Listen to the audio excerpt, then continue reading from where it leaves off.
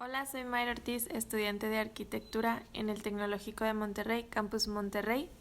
Este es el curso de Historia de la Arquitectura y en esta cápsula hablaremos sobre la arquitectura Cister.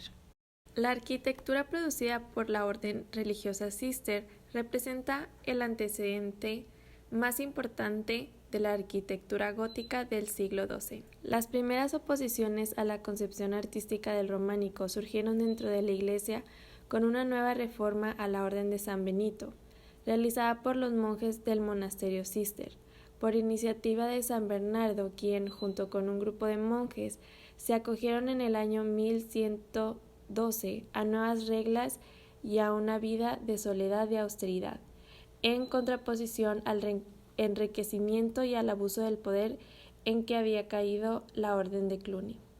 Los monasterios de la Orden Cister se empezaron a difundir por toda Europa y para el año 1200 eran casi 700 casas religiosas de monjes y monjas.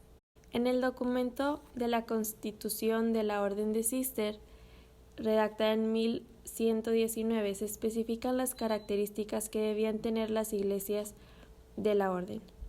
La primera es que las iglesias deben de construirse de una manera simple, con ventanas de vidrio transparente, y sin esculturas ni pinturas de ningún género, y sin torres o campanarios de altura inmoderada. Segundo, es que todas las iglesias deben estar dedicadas a la Madre de Dios. Y la tercera es que las puertas de la iglesia deben ser simplemente pintadas de blanco. Otras características de estas iglesias son un poco parecidas a las de Cluny, como las iglesias de los monasterios deben seguir una orientación este-oeste. El claustro se debe localizar en el costado sur o norte de la iglesia, dependiendo de la posición del refectorio o comedor de los monjes, que debe estar cerca de una corriente pluvial. El claustro se desarrolla en uno o dos niveles de galerías de arcos que se disponen de 2 en 2 o de 3 en 3, bajo un arco descargado perforado por un ojo. Este diseño de arcos dará origen a la tracería del gótico. Y en torno al claustro se localizan otras dependencias del monasterio, como el refectorio o comedor, la sala capitular, la biblioteca y otras dependencias de servicio como la cocina, almacenes, hospederías, huerta, establos, etc. Otros edificios importantes son las iglesias monacales Cister. Estos edificios son menos ostentosos e interesantes. Lo más sobresaliente de estas iglesias es que sus naves están cubiertas por bóvedas, que anuncian el advenimiento del gótico. En este tipo de iglesias se pueden ver algunas que tienen dos tipos de planta distintas.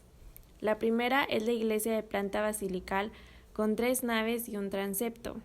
Estas tienen ábsides semicirculares con girola y capillas absidiales. La nave central está cubierta por una bóveda de cañón o de arista, mientras que las naves laterales son cubiertas por bóvedas de arista.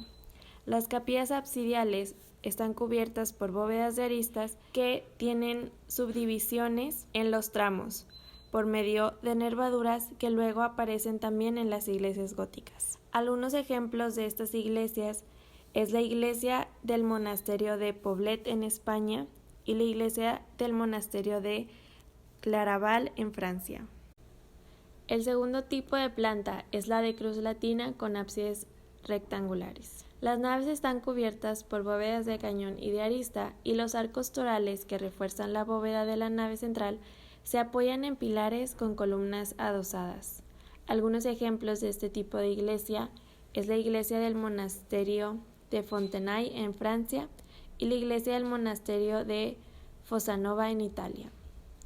En ambos tipos de iglesia, el único elemento que sobresale es una torre octogonal sobre el espacio del crucero, y el acceso posee archivoltas decoradas con molduras simples. Lo que distingue al estilo cisterciense del puro estilo gótico es que en las iglesias Cister faltan los contrafuertes para contrarrestar los empujes de la bóveda, aunque en algunos casos sí hay contrafuertes, pero todavía faltan los arbotantes. Otros elementos que surgen en este estilo es el arco cister, las bóvedas de crucería simple, las ventanas circulares y las bóvedas y nervaduras de estructuras pesadas. Algunos de estos elementos se ven por primera vez en la región de Borgoña, en Francia, y es en esta región donde surgen las primeras muestras del gótico. Las iglesias cister representan la transición entre la iglesia románica de bóveda de cañón y la iglesia gótica con bóvedas de crucería. Con esto concluimos esta cápsula, pero los invito a ver la siguiente, donde hablaremos sobre la arquitectura gótica y sus características.